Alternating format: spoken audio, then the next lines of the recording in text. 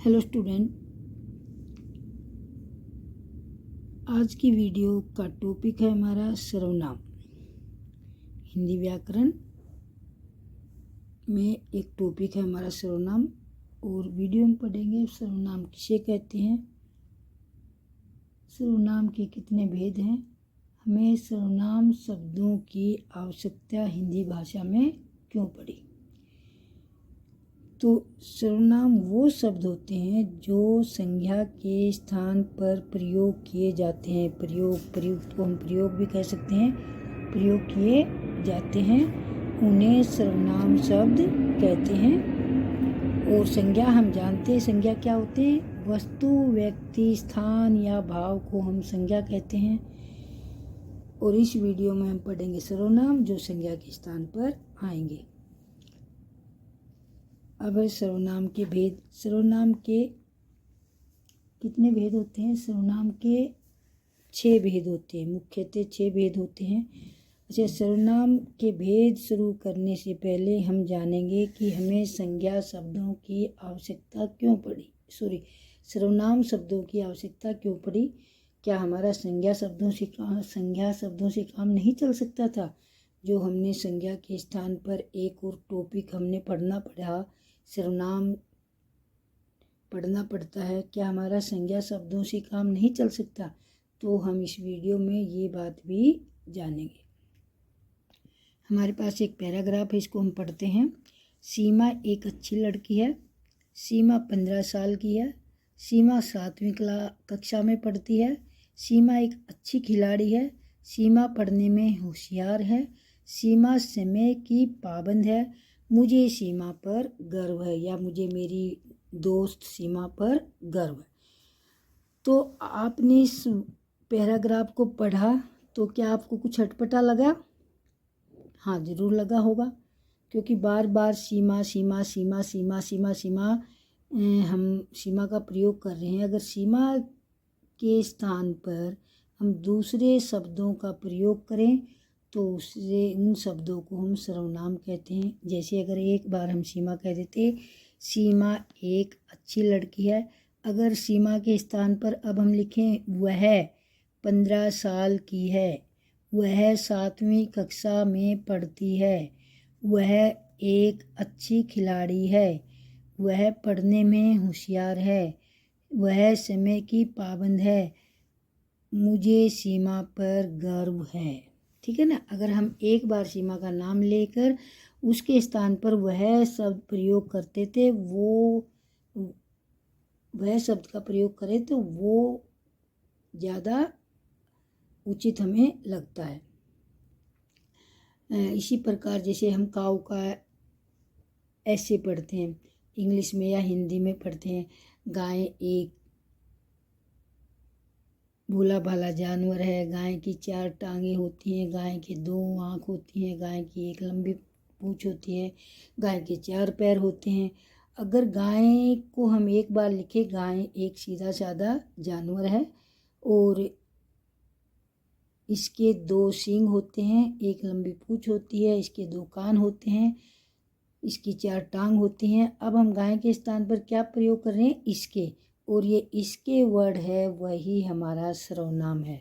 और इस पैराग्राफ में हम सीमा के स्थान पर एक बार सीमा वाला सेंटेंस पढ़ेंगे और आगे जहाँ सीमा है वहाँ वह प्रयोग करेंगे। वह 15 साल की है, वह 7वीं कक्षा में पढ़ती है, वह एक अच्छी खिलाड़ी है, वह पढ़ने में होशियार है, वह समय की पाबंद है, मुझे सीमा पर गर्व है, या मुझे उस पर गर्व है। तो ये जो शब्द हमने प्रयोग करे, वह, उस पर, ये हमारे सर्वनाम शब्द होते हैं। और इसीलिए हमें सर्वनाम शब्दों की ज़रूरत पड़ी कि बार बार एक ही शब्द का प्रयोग ना करके उसके स्थान पर दूसरे शब्दों का प्रयोग करें, उन्हें हम सर्वनाम कहते हैं। अब पढ़ेंगे हम सर्वनाम के भेद। सर्वनाम के मुख्यतः 6 भेद होते हैं। नंबर 1, पुरुषवाचक सर्वनाम। पुरुषवाचक सर्वनाम क्या होता है? पुरुषवाचक सर्वनाम के भी आगे 3 भेद हैं, प्रथम पुरुष, मध्यम पुरुष और उत्तम पुरुष। जो किसी पुरुष के ओर इशारा करे, पुरुषवाचक सर्वनाम। पुरुष या स्त्री कुछ भी हो सकता है, जैसे वह, वे, उन्हें, उनका, ये हमारा प्रथम पुरुष होगा। मध्य पुरुष में होगा तुम, तुम्हारा, तुम्हें। उत्तम पुरुष में होगा मैं, हम, हमारा इत्यादि। दूसरा सर्वनाम का भेद है निश्चयवाचक सर्वनाम। निश्चय, निश्चय यानी कि डेफिनेट, निश्चित, जो चीज़ निश्चित है। निश्चयवाचक सर्वनाम यह, वह, ये, वे आदि। जैसे मैं कहूँ यह मेरी किताब है, वह उसका भाई है, ये उनके खिलौने हैं, वे हमारे दोस्त हैं। तो हम उन निश्चित रूप से कहें, उनको कहते हैं निश्चयवाचक सर्वनाम। तीसरा भेद है हमारा सर्वनाम का अनिश्चयवाचक सर्वनाम। अनिश्चय, जो निश्चित नहीं हो, जैसे कोई, कुछ। अब हम कहें दरवाजे पर कोई खड़ा है, अब हमें ये नहीं पता कौन खड़ा, बस ये है कि कोई खड़ा, दरवाजे पर कोई खड़ा है। ऐसे कुछ को प्रयोग करें वाक्य में, दूध में कुछ गिर गया है। ठीक है, तो कोई और कुछ जो शब्द हैं वो अनिश्चित हैं, उनका हमें पता नहीं है। अब दरवाजे पर हम जानते नहीं हैं किसी को, और वो खड़ा है तो हम यही कहेंगे ना, दरवाजे पर कोई खड़ा है। और दूध में अगर कुछ गिर जाता है, हमें दिखाई नहीं देता, और कुछ गिरा है तो हमें दिखाई दे रहा है और ये नहीं पता क्या गिरा, तो हम ये कहेंगे ना दूध में कुछ गिर गया है। तो ये इसलिए ये अनिश्चयवाचक सर्वनाम है। अब हमारा निजवाचक सर्वनाम, चौथा सर्वनाम है निजवाचक सर्वनाम। निजवाचक सर्वनाम अपना, आप, स्वयं, खुद, अपने, इस तरह के शब्दों को प्रकट करता है। जैसे आप अपना काम कीजिए, मैं स्वयं वहाँ चला जाऊँगा, हमें खुद अपना काम करना चाहिए, अपना अपना काम करो, अपनी अपनी सीट पर बैठो। इस तरह के जो शब्द होते हैं वो होते हैं हमारे निजवाचक सर्वनाम। पांचवा सर्वनाम का भेद है हमारा प्रश्नवाचक सर्वनाम। प्रश्नवाचक सर्वनाम वो होते हैं जिनमें कौन, क्या, कहाँ आदि। जैसे दरवाजे पर कौन खड़ा है, पहले तो हम करे थे दरवाजे पर कोई खड़ा है, अनिश्चयवाचक में कोई, यानी कि कोई खड़ा तो है पर हमें ये नहीं पता कौन खड़ा। और अगर हम पूछे कौन खड़ा है, अगर उसके बारे में किसी दूसरे से पूछे, दरवाजे पर कौन खड़ा है, दूसरे से पर्सन पूछें, उसको कहेंगे प्रश्नवाचक सर्वनाम। जैसे कौन, तुम्हारा क्या नाम है, आप कहाँ रहते हैं, यानी कि प्रश्नवाचक सर्वनाम होते हैं जहाँ पर क्वेश्चन पूछे जाते हैं, जहाँ पर पर्सन पूछे जाते हैं। अब हमारा लास्ट जो सर्वनाम का भेद है वो है संबंधवाचक सर्वनाम। संबंधवाचक सर्वनाम वो होते हैं जो दो शब्दों को, दो वाक्य को जोड़ते हैं। वे शब्द जो वाक्य को जोड़ते हैं, जो जैसा करेगा वैसा भरेगा, जैसे को तैसा, इस तरह के जो शब्द होते हैं वो संबंधवाचक सर्वनाम होते हैं। तो इस प्रकार हमारे सर्वनाम के मुख्यतः 6 भेद थे। और अब हम करेंगे नीचे कुछ सर्वनाम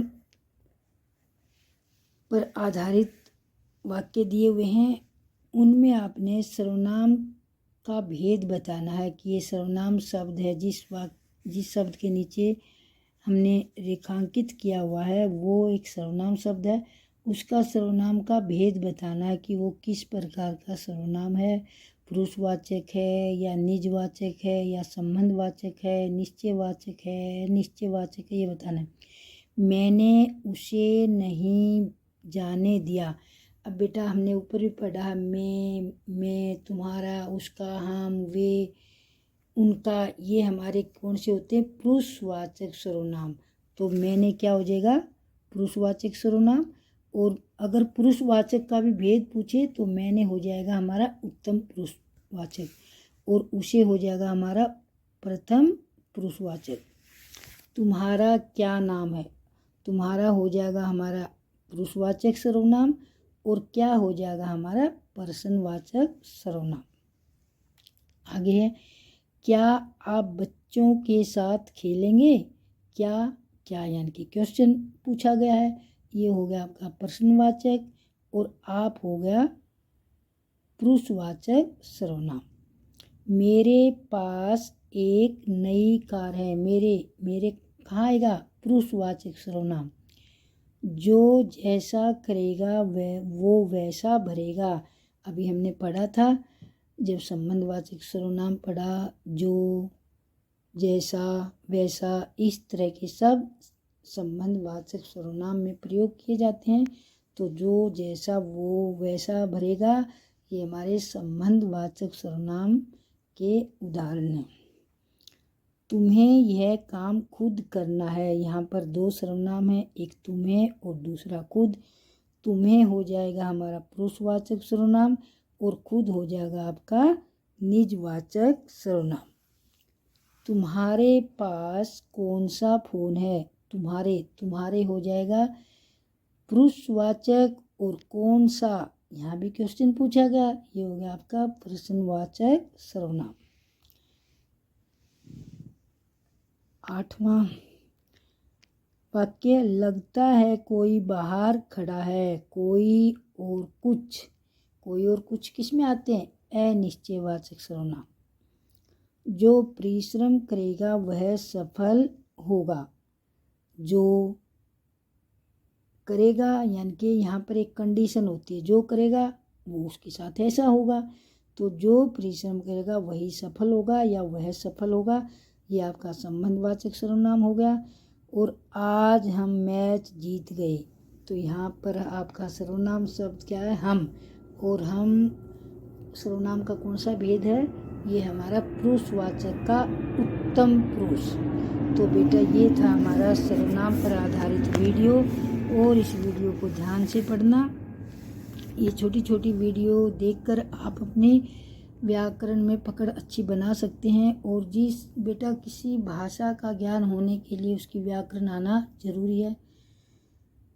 और छोटी छोटी वीडियो देखकर पहले मैंने संज्ञा की डाली थी, लिंग बदलो डाला था, वचन बदलो डाला था, और ये था हमारा सर्वनाम शब्द। अब आपको ये वीडियो अच्छी तरह समझ आ गई होगी, और वीडियो को एक या दो बार ध्यान से पढ़ोगे तो आपको और भी अच्छी तरह समझ आ जाएगी। बस बेटा ये इनकी परिभाषा लिखने को नहीं आती, ऐसे ही आता है। सर्वनाम शब्द छांटने के लिए आता है, रेखांकित करने के लिए आता है, और कई बार खाली स्थान भरने के लिए भी आ जाएगा। जैसे मान लीजिए यहाँ पर आज, और यहाँ आ गया डैश, आज डैश मैच जीत गए, तो यहाँ पर उचित सर्वनाम भरकर वाक्य की पूर्ति कीजिए। तो हम इसको कैसे कर सकते हैं, आज हम मैच जीत गए या आज वे मैच जीत गए। इसी प्रकार ये आ गया, तुम्हें यह काम खुद करना है, तो यहाँ क्या होगा, क्या लगा सकते हैं, मैं तो नहीं लिख सकते यहाँ, मैं यह काम खुद करना है, वह यह काम खुद करना है, आप यह काम खुद करना है, हम यह काम खुद करना है। तो जो उचित शब्द होगा वही भरोगे ना, तुम्हें यह काम खुद करना है। तो जब बार बार हम पढ़ेंगे अपने आप पता लग जाता है कि यहाँ पर ये सर्वनाम से इस वाक्य की पूर्ति करनी है। तो वीडियो को ध्यान से देखना, और बेटा वीडियो पसंद आती है तो वीडियो को लाइक भी किया करो, शेयर किया करो, और कमेंट किया करो, और चैनल को सब्सक्राइब करना। इसी एक चैनल पर आपको हिंदी ग्रामर के भी वीडियो मिल जाएंगी, हिंदी व्याकरण की और इंग्लिश ग्रामर की, और मैथ की बेसिक वीडियो आपको इसी चैनल पर मिल जाएंगी। करत करत अभ्यास के जड़मति होत सुजान, रसरी आवत जात है शिल पर परत निशान। कहने का भाव यह है कि करत मैंने बार बार करने से, बार बार अभ्यास करने से, जड़मति मैंने मूर्ख व्यक्ति, होत सुजान मूर्ख व्यक्ति भी सुजान बन जाते हैं, बुद्धिमान बन जाते हैं। जिस प्रकार रसरी आत जात है, रसरी आती जाती है, कुएं से पानी जब निकाला जाता है तो रसरी का मतलब रस्सी आती जाती है और आते जाते वो शिल पर अपने निशान छोड़ देती है। शिल मतलब पत्थर पर निशान छोड़ देती है। इसी प्रकार हम भी अपनी बुद्धि का बार बार प्रयोग करेंगे तो हम भी बुद्धिमान बन सकते हैं। तो इस प्रकार की वीडियो देखने के लिए हमारे वीडियो को लाइक करना, वीडियो को शेयर करना, कमेंट करना और चैनल को सब्सक्राइब करना। वीडियो देखने के लिए धन्यवाद।